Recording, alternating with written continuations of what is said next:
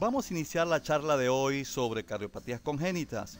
Mi nombre es Reinaldo Ortiz y voy a hablarles de la comunicación interauricular. ¿Qué es una comunicación interauricular?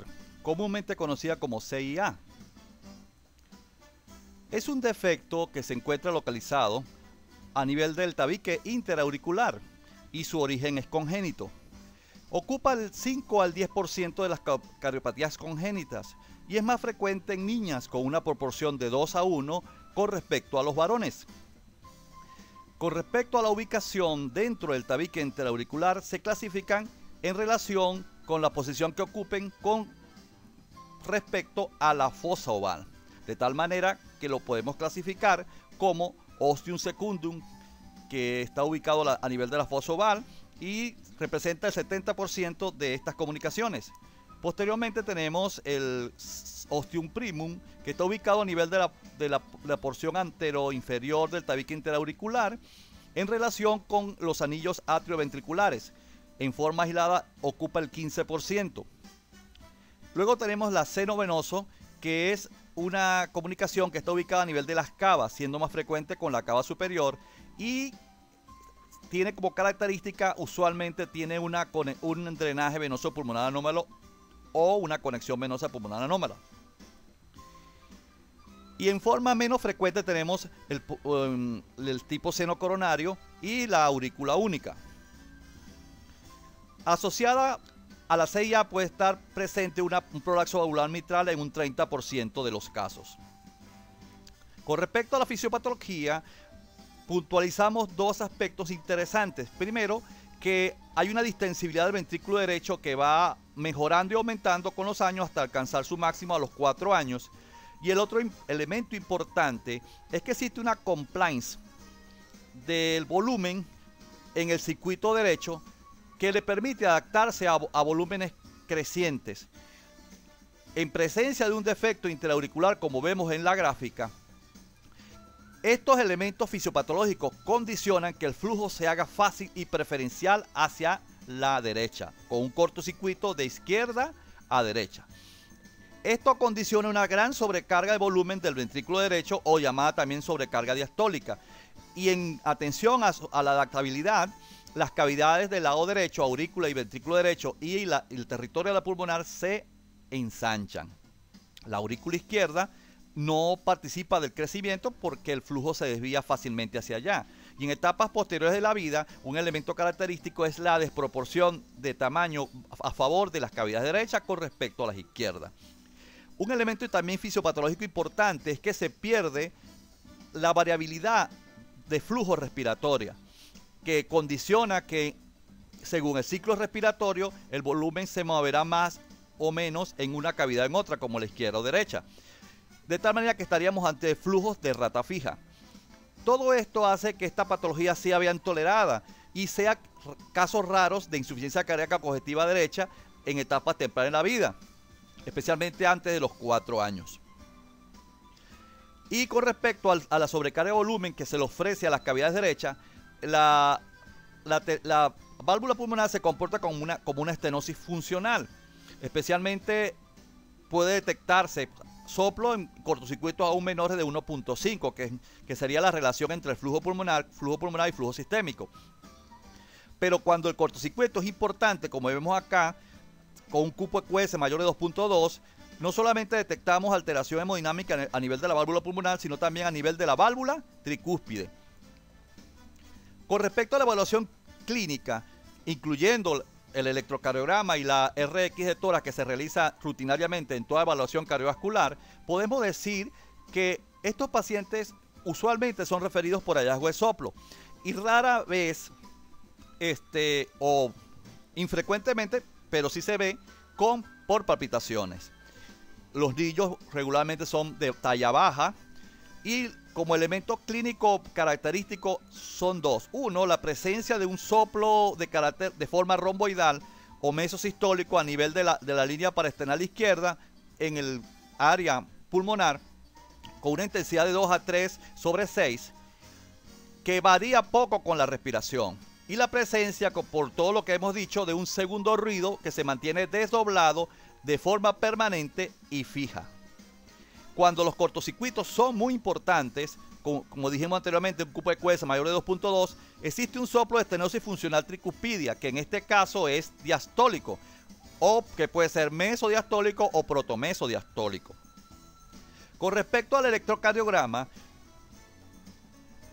existe un patrón llamado RSR', que se ve en B1 y que representa la sobrecarga diastólica del ventrículo derecho. Cuando ese patrón, que frecuentemente está presente, no se encuentra, podemos entonces ver patrones de hipertrofia ventricular derecha a grado leve. Otro elemento importante es la presencia de un eje o AQRS que se desvía a la derecha, más allá de 110 grados.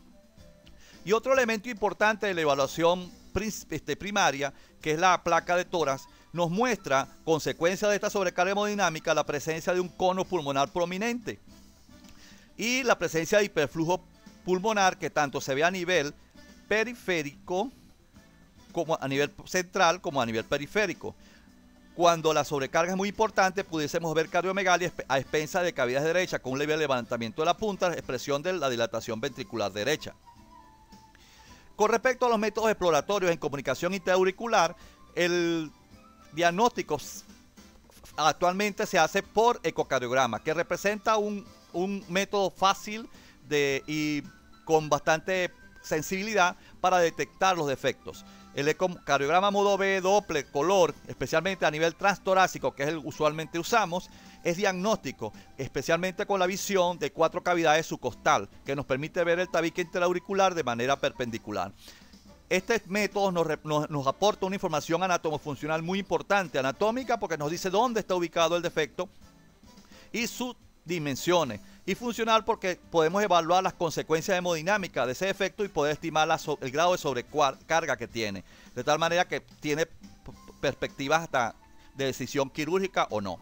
Con respecto al ecocardiograma transesofágico, es otro método alterno que tenemos de diagnóstico y que se reserva de manera importante para poder conocer las características del tejido que rodea la CIA, especialmente porque nos permite definir si ese caso es bueno o no es de buena evolución para colocación de un dispositivo percutáneo por hemodinamia. La hemodinamia, que fue la metodología hasta hace algunos años más importante, actualmente se reserva para el cierre percutáneo por colocación de Amplace o alguno de sus similares. Y se utiliza solamente en diagnóstico cuando hay dudas con respecto a la existencia de conexiones venosas pulmonar anómala presente o cuando se está estudiando el grado de hipertensión pulmonar que pueda existir. Aquí tenemos un ecocardiograma de imagen invertida por vía subcostal, donde vemos las cavidades derechas dilatadas. Vemos acá la presencia de una aurícula izquierda relativamente pequeña con respecto a la derecha. Vemos el tabique interauricular muy visible y vemos el defecto que está a nivel de lo que sería la fosa oval y un poquito hacia atrás. Esta sería la CIA. Pudiéramos utilizar una técnica más novedosa, que es la usual del color. Aquí tendríamos la aurícula izquierda de este lado y la aurícula derecha de este lado, y vemos como el cortocircuito, el jet, que lo pinta color por la alta velocidad, está pasando de izquierda a derecha. Fíjense que la fosa oval, el defecto no ocupa toda la fosa oval, sino parte de ella. Con respecto a la conducta que debemos realizar en la comunicación interauricular, lo importante es saber si esa sella tiene repercusión o no. Se sabe que los defectos que tienen menos de 3 milímetros en un 100% cierran antes del año y medio. Y aquellos que son mayores de 8 milímetros tienen poca probabilidad de cierre. Los que quedan entre estas dos cifras deberían ser sometidos a observación expectante, inclusive el uso de tratamiento si es considerado necesario. Con respecto a la prevención de endocarditis infecciosa, solo se asocia a prolapso valvular mitral. Nosotros indicaríamos, si solo se asocia a prolapso valvular mitral, indicaríamos antibióticos. De resto no está indicado el uso de antibióticos preventivos para las distintas opciones clínicas. En cuanto al cierre de la comunicación interauricular, la edad estimada cuando es necesario es de 2 a 4 años, que es porque se ha esperado para el cierre.